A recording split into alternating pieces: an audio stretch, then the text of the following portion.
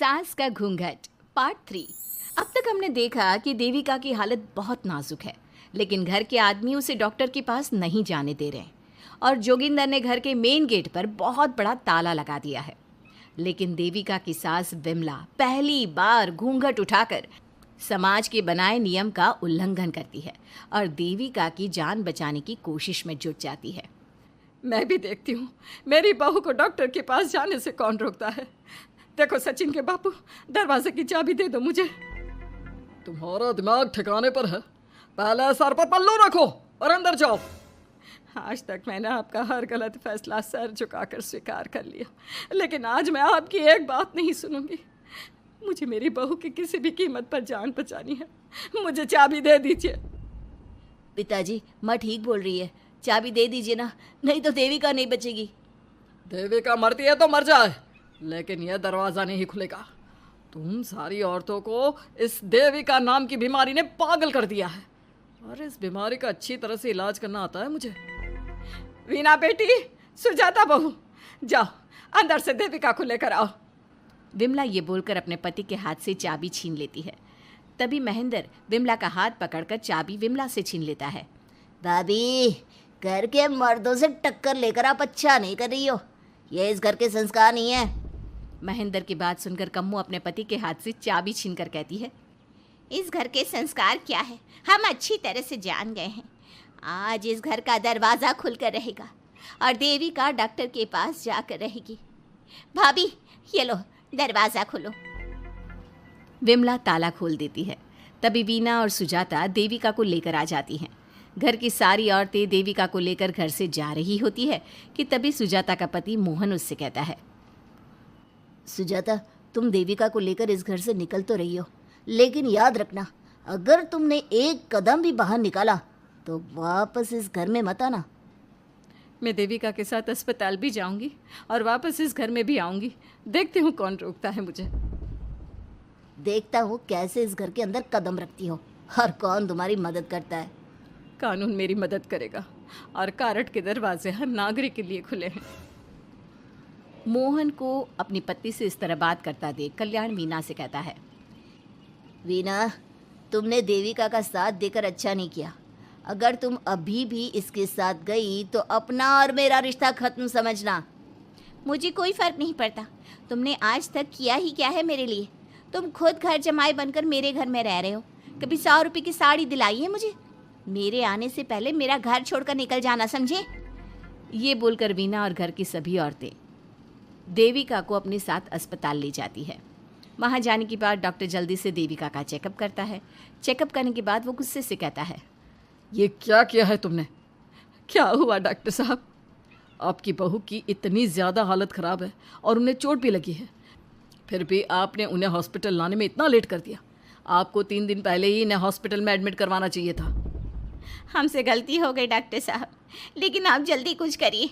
हमारी बहू और उसके बच्चे को बचा लीजिए। देखिए, अभी कुछ भी कह पाना मुश्किल है। हम माँ और बच्चे में से किसी एक को ही बचा सकते हैं। आप सोच लो किसे बचाना है। डॉक्टर साहब, आप देविका को बचाइए, उससे कुछ नहीं होना चाहिए। देखिए, हमें देविका का ऑपरेशन करना पड़ेगा। आप इनके पति को बुलाइए, हमें कुछ पेपर पर साइन करवाने हैं। डॉक्टर की बात सुनकर सभी औरतें सोच में पड़ जाती हैं। तभी वीना कहती है, डॉक्टर साहब, इनके पति नहीं आ सकते। ये इनकी सास है विमला देवी, आप इनसे साइन करवा लीजिए। लेकिन पेशेंट की हालत इतनी नाजुक है, इनके पति है कहाँ? वो अपने आदमी होने का धर्म निभा रहा है। पति धर्म के बारे में उसे कुछ नहीं पता। डॉक्टर साहब, वो नहीं आएगा। क्या क्या करना है आप मुझे बताइए। थोड़ी देर बाद डॉक्टर देविका का ऑपरेशन शुरू कर देते हैं। जब वो ऑपरेशन थिएटर से बाहर आते हैं तो कहते हैं, आप लोगों की किस्मत अच्छी है, देविका भी सुरक्षित है और उसका बच्चा भी। डॉक्टर, बेटा हुआ है या बेटी? बेटा हुआ है। सब लोग बहुत खुश होते हैं। कुछ दिन तक देविका उसी हॉस्पिटल में रहती है और उसके ससुराल की औरतों ने उसका बहुत ध्यान भी रखा। अब देविका कुछ हद तक ठीक हो गई। डॉक्टर ने देविका को घर जाने की इजाज़त दे दी, लेकिन सभी सोच में पड़ गए। हम भाभी को घर ले तो जाएं, लेकिन माँ, आपको घर का माहौल पता है ना। देविका भाभी अभी पूरी तरह से ठीक नहीं हुई। भाभी वहाँ आराम नहीं कर पाएंगी और पता नहीं घर के सारे आदमी हमारे साथ क्या करेंगे। माँ, क्या हम डॉक्टर से बात करके देविका को थोड़े दिन और यहाँ नहीं रख सकते? जब वो पूरी तरह से ठीक हो जाएगी तो उसे यहाँ से ले जाएंगे। ये बात सुनकर विमला सोच में पड़ जाती है। तभी कम्मो कहती है, तुम दोनों ठीक कह रही हो, मैं अभी डॉक्टर से बात कर लेती हूँ। कम्मो डॉक्टर से बात कर लेती है और देविका कुछ दिन में बिल्कुल ठीक हो जाती है। देविका अपने बच्चे को गोद में लिए बाकी औरतों के साथ अपने ससुराल जाती है, लेकिन घर के सभी आदमी उन्हें दरवाजे पर ही रोक देते हैं।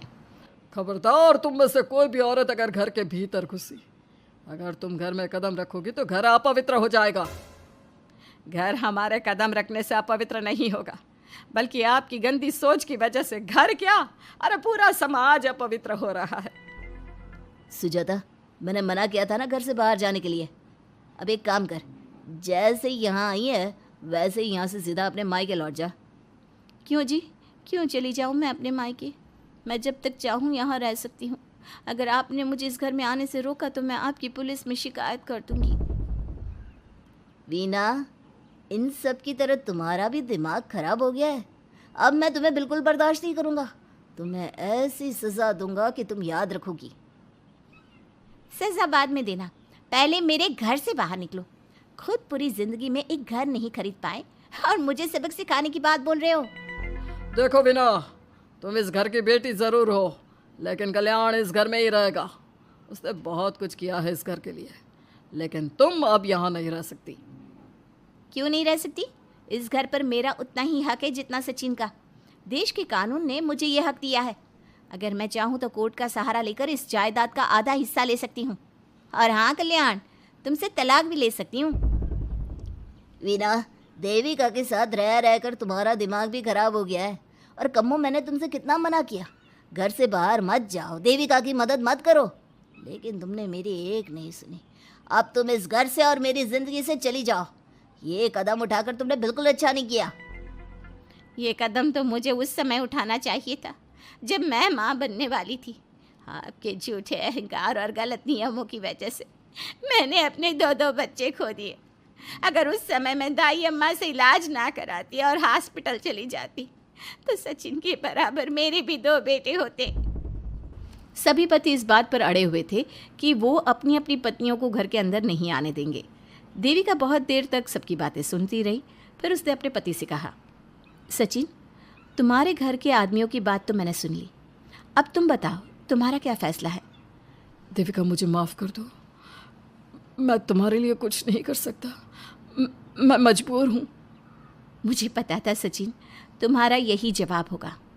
मुझे अपने आप पर हैरानी है कि मैंने बिना रीढ़ की हड्डी वाले आदमी से प्यार ही क्यों किया, शादी क्यों की। अब मैं आप सबसे बस आखिरी बार पूछ रही हूँ, तुम हमें अंदर आने दे रहे हो या नहीं, या मैं पुलिस को फ़ोन करूँ? देविका, आज तक हमारे गांव में पुलिस ने कभी कदम नहीं रखा और तू हमारे घर के दरवाजे पर पुलिस को लेकर आएगी? तेरी हिम्मत कैसे हुई ये बात करने की? आज तक इन औरतों ने घर से बाहर कदम नहीं निकाला था और 2-4 दिन में तूने इन सबको इनके अधिकार भी याद करा दिए। अब तो तुम बिल्कुल इस घर में नहीं आ सकते। घर की औरतें घर के बाहर खड़ी थी और घर के आदमी घर के दरवाजे पर। उनकी लड़ाई देखकर पूरा गांव इकट्ठा हो गया। देविका को अस्पताल पहुंचाकर घर की औरतों ने काम तो अच्छा किया। इस काम से देविका और उसके बच्चे की जान भी बच गई, लेकिन इनकी जान बचाने की कीमत घर की औरतों को कैसे चुकानी होगी, इसके लिए आपको आने वाला एपिसोड देखना होगा। और हमारे प्यारे दर्शकों, हमें कमेंट करके ज़रूर बताइए कि देविका के साथ बाकी औरतों को क्या करना चाहिए। क्या उन्हें घर के अंदर जाने के लिए संघर्ष करना चाहिए या फिर वो घर छोड़कर चले जाना चाहिए?